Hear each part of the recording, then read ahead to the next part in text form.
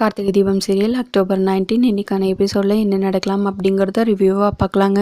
பரமேஸ்வரியும் அபிராமி கிட்ட நம்ம ஜமீனில் இந்த வருஷம் கொழு வச்சுருக்கோம், அந்த விசேஷத்தில் நீங்கள் குடும்பத்தோடு கலந்துக்கணும். அது மட்டும் இல்லாமல் நடக்க போகிற போட்டியில் ஜெயிச்சு இந்த வருஷம் வைர நெக்லஸை நீங்கள் தான் வாங்கிட்டு போகணும் அப்படின்னு சொல்ல அபிராமியும் சரிமாங்கிறாங்க. அதுக்கப்புறம் ஃபோனை கட் பண்ணிடுறாங்க.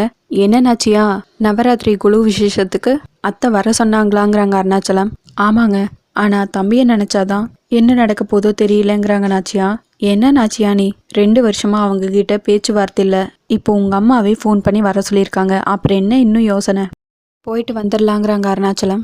ஆமாம்மா, எந்த பிரச்சனையும் வராது, பார்த்துக்கலாங்கிறாங்க கார்த்தியும். சரின்னு அதுக்கப்புறம் எல்லாரும் சாப்பிட போகிறாங்க. அப்போ கார்த்திக் ஒரு கால் வருது. சரின்னு கார்த்திக் நீங்கள் எல்லாரும் சாப்பிடுங்க, நான் இதோ வந்துடுறேன், ஒரு முக்கியமான வேலை இருக்குது அப்படின்னு சொல்லிட்டு வெளியே போகிறதுக்கு முன்னாடி தீபா கிட்ட நமக்கு வேணுங்கிற திங்ஸ் எல்லாம் பேக் பண்ணி வச்சுருங்க அப்படின்னு சொல்லவும் தீபாவும் சரிங்கிறாங்க. அதுக்கப்புறம் தீபா மீனாட்சி கிட்ட அக்கா எனக்கு ரொம்ப பயமாக இருக்குது அப்படின்னு சொல்லவும், எதுக்கு பயப்படுற? கார்த்தி இவ்வளோ கான்ஃபிடென்ட்டாக சொல்கிறாருன்னா எதுவும் தப்பாக நடக்காது. நானே ஒரு 2 தடவை ஜமீனுக்கு போயிருக்கேன். பாட்டி ரொம்பவே கோவக்காரங்க தான், ஆனால் எது சரி எது தப்புங்கிறத நியாயமாக பேசுவாங்க. அங்கே நடக்க போகிற போட்டிங்களை ஜெயிச்சு நீ இந்த வைர நெக்லஸை பரிசாக வாங்கணும். அப்போ தான் அத்தை மனசில் நீ கூடிய சீக்கிரமாக இடம் முடிக்க முடியும் தீபா அப்படின்னு மீனாட்சி சொல்லவும், என்ன மாதிரி போட்டி வைப்பாங்கங்கிறாங்க தீபா. ஒவ்வொரு வருஷமும் ஒவ்வொரு விதமான போட்டி நடக்கும், பாட்டி தான் அதெல்லாம் முடிவு பண்ணுவாங்க, அங்கே அவங்க சொல்கிறது தான் எல்லாமே அப்படின்னு மீனாட்சி சொல்லிட்டு இருக்காங்க தீபா கிட்ட. அதுக்கப்புறம் எல்லாருமா சேர்ந்து கிளம்பி ஜமீனுக்கு போகிறாங்க. அங்கே வேலை செய்கிறவங்க எல்லாரும் அபிராமியை பார்த்ததும் அம்மா வாங்க நல்லா இருக்கீங்களா அப்படின்னு நல்லா விசாரிக்கிறாங்க. அபிராமியும் எல்லார்கிட்டையும் நல்லா பேசிட்டு இருக்காங்க. அதுக்கப்புறம் வீட்டுக்குள்ள கால் எடுத்து வைக்கவும் அங்கே வேலை செய்கிறவங்க உடனே சரவணன் கிட்ட போய் சொல்கிறாங்க அபிராமி வந்திருக்காங்க. அப்படிங்கிறத கேட்டதும் சரவணன் ரொம்பவே டென்ஷன் ஆகி வெளியே வந்து அங்கேயே நில்லுங்கிறாங்க. ஏன் நாங்கள் எதுக்காக இங்கேயே நிற்கணும்? எனக்கும் இந்த வீட்டில் எல்லா உரிமையும் இருக்குது அப்படின்னு அபிராமி சொல்ல, என்ன உரிமை இருக்கா? நீ தானே உங்கள் உறவும் வேணாம் உங்கள் சம்மந்தமும் வேணான்னு சொல்லிட்டு போனேன், இப்போ வந்து உரிமை இருக்குன்னு சொல்கிற அப்படின்னு கேட்கவும், நான் சம்மந்தம் வேண்டான்னு தான் சொன்னேன், ஆனால் உறவு வேணான்னு சொல்லவே இல்லை.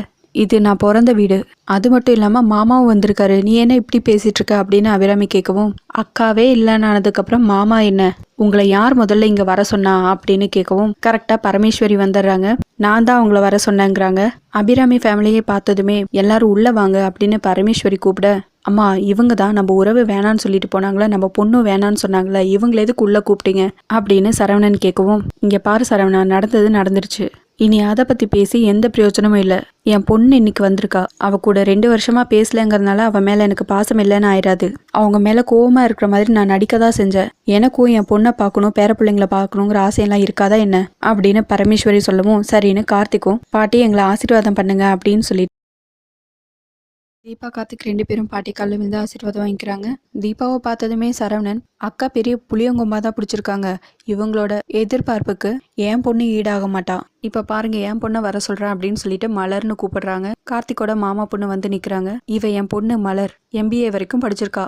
அக்கா நீ தான் சொல்லுவியே என் பையனுக்கு இருக்கிற அழகுக்கும் அறிவுக்கும் அவனுக்கு ஏற்ற பொண்ணாதான் பார்த்து கல்யாணம் பண்ணி வைப்பேன்னு, அதுக்காக தான் நானும் என் பொண்ணை அதே அளவுக்கு படிக்க வச்சிருக்கேன் அப்படின்னு சரவணன் சொல்ல, தீபாவை இன்சல்ட் பண்ணுறாங்க அப்படிங்கிறத புரிஞ்சுக்கிட்ட கார்த்திக், மாமா வேணா இது சரியில்லைங்கிறாங்க, நீ இருப்பா கார்த்திக், என் மருமகளுக்கு என்ன குறைச்சல்? என் பையனுக்கே தீபாவை பிடிச்சிருக்குன்னா அப்பாவு புளியங்கொம்பு தானே, அது மட்டும் இல்லாமல் அவகிட்ட எப்பேற்பட்ட நல்ல குணங்கள் எல்லாம் இருக்குன்னு உனக்கு தெரியுமா அப்படின்னு அபிராமி கேட்கவும், இங்கே பாருக்கா சும்மா சப்பக்கட்டு கட்டிட்டு இருக்காத, அப்பா வந்து அங்கே நடந்த எல்லா விஷயத்தையும் சொல்லிட்டாரு, உன்னோட மருமகளை விட்டு கொடுக்காம பேசணுங்கிறதுக்காக சும்மா எதையாவது பேசிட்டு இருக்காதேங்கிறாங்க சரவணன். சரின்னு பரமேஸ்வரியும் இவங்களை சமாதானப்படுத்திட்டு இருக்காங்க. இப்போ என் பேத்திக்கு என்ன குறைச்சல்? அவளும் நல்லா அழகா தானே இருக்கா அப்படின்னு சொல்ல, ஆமா என் பொண்ணுக்கு இருக்கிற அழகுக்கும் அவ படிச்ச படிப்புக்கும் போன வாரம் கூட ஒரு மாப்பிள்ளை வந்து பொண்ணு கேட்டு போனாரு ஜமீன்ல இருந்து அப்படின்னு சரவணன் சொல்லிட்டு இருக்காங்க.